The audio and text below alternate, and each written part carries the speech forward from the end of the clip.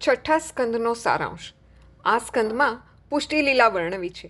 રાજા પરીક્ષિત શુકદેવજીને નરકમાં જવાનો વખત ન આવે તેનો ઉપાય બતાવવા કહે છે ત્યારે શુકદેવજી કહે છે કે દરેકને હાથે કંઈક ને કંઈક પાપ થાય છે.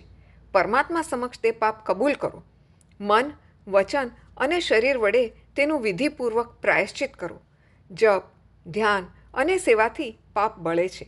ફરીથી નવું પાપ ન થાય તેની કાળજી રાખો. રાજા પરીક્ષિત બીજો સવાલ પૂછે છે કે પાપનો નાશ થાય છે પણ પાપની વાસનાનો નાશ થતો નથી. મનમાં પાપ કરવાની ઈચ્છા થાય છે, તે ન થાય તેવો ઉપાય બતાવો. ત્યારે શુકદેવજી કહે છે કે પરમાત્માની કૃપા વગર પાપ છૂટતું નથી. શ્વાસે શ્વાસે ભગવત સ્મરણ કરો. પ્રાણને કૃષ્ણાર્પણ કરો. જપ, ધ્યાન, સાધના, અર્ચનથી સર્વ પાપ નાશ પામે છે, કેમ કે આનાથી મન શુદ્ધિ થાય છે. શ્રી રામનો સમુદ્રમાં પથ્થર નાખવાનો પ્રસંગ ટાંકીને બતાવ્યું છે કે રામ નામમાં કેટલી શક્તિ છે. ઉપરાંત જનાબાઈનું દ્રષ્ટાંત અને અજામિલની કથા દ્વારા નામ જપનું કેટલું મહત્ત્વ છે તે પણ બતાવ્યું છે. અજામિલ પાપી હતો, પરંતુ ભગવત નામનો આશ્રય કરીને તે મોક્ષગતિ મેળવે છે.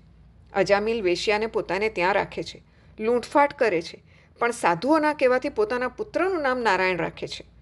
યમદૂતો તેનો પ્રાણ લેવા આવે છે ત્યારે અજામિલ નારાયણ નારાયણ કહી પોતાના પુત્રને બોલાવે છે.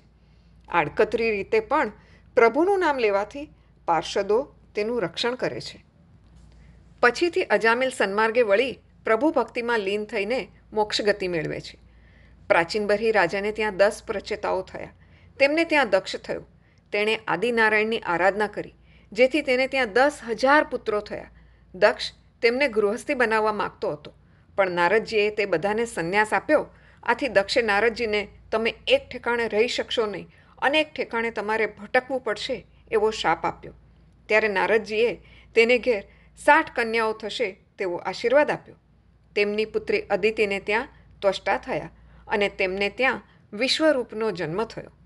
વિશ્વરૂપ બ્રહ્મનિષ્ઠ હતા. દૈત્યોએ ઇન્દ્રનું રાજ્ય જીતી લીધું તે પાછું મેળવવા વિશ્વરૂપે દેવોને નારાયણ કવચની વિદ્યા આપી. કવચના પ્રતાપે દેવોએ દૈત્યો પાસેથી ઇન્દ્રનું રાજ્ય પાછું મેળવ્યું. મંત્રોચ્ચારમાં ભૂલનું પરિણામ વૃત્રાસુર છે. તેણે દેવોને ત્રાસ આપવા માંડ્યો. તેમના અસ્ત્રો શસ્ત્રો તે ગળી જવા લાગ્યું. દેવોની વિનંતીથી પરમાત્માએ દધીચી ઋષિના હાડકામાંથી વજ્ર બનાવીને વૃત્રાસુરનો નાશ કરવા સૂચવ્યું. ઇન્દ્ર વૃત્રાસુર સામે લડવા આ વજ્ર લઈને જાય છે. વૃત્રાસુર દૈવી જીવ હતો. તેને આ વજ્રમાં નારાયણના દર્શન થાય છે. તે ઇન્દ્રને વજ્ર મારવા કહે છે. પછી તે શ્રીહરિની સ્તુતિ કરે છે. તેના પહેલા શ્લોકમાં પ્રાર્થના અને ચોથા શ્લોકમાં સત્સંગની માગણી કરી હતી. ઇન્દ્રે વૃત્રાસુરનો વધ કર્યો. તેનું તેજ ભગવત સ્વરૂપમાં લીન થયું. વૃત્રાસુર પૂર્વજન્મમાં ચિત્રકેતુ નામનો રાજા હતો. તેની અનેક રાણીઓ હતી, છતાં પુત્ર એક જ હતો. તેની ઓરમાનમાં તેને ઝેર આપીને મારી નાખે છે. આથી ચિત્રકેતુ કલ્પાંત કરે છે. નારદજી આવીને 4 પ્રકારના પુત્રો, શત્રુપુત્ર, ઋણાનુબંધી પુત્ર, ઉદાસીન પુત્ર અને સેવક પુત્ર દર્શાવે છે. સેવક પુત્રમાં પુંડલિકનું દ્રષ્ટાંત આપ્યું છે. તેમનો પુત્ર શત્રુપુત્ર હતો, તે માટે શોક ન કરવા કહે છે. પછી નારદજીએ તેમને તત્વોપદેશ આપ્યો. તે ભગવાનનો પાર્ષદ બને છે. પણ એક દિવસ ચિત્રકેતુ આકાશમાં વિહાર કરી રહ્યો હતો ત્યારે શિવજી અને પાર્વતીજીને તે જુએ છે.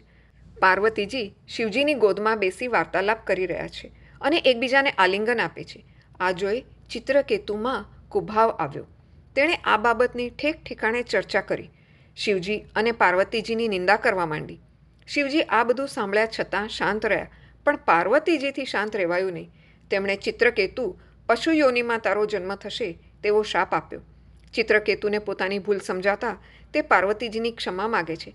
ત્યારે પાર્વતીજી તેના ઉપર દયા લાવી કહે છે, તને બીજા જન્મમાં અનન્ય ભક્તિ પ્રાપ્ત થશે અને તારો ઉદ્ધાર થશે. છઠ્ઠા સ્કંધનો સારાંશ સમાપ્ત. કૃષ્ણાર્પણ.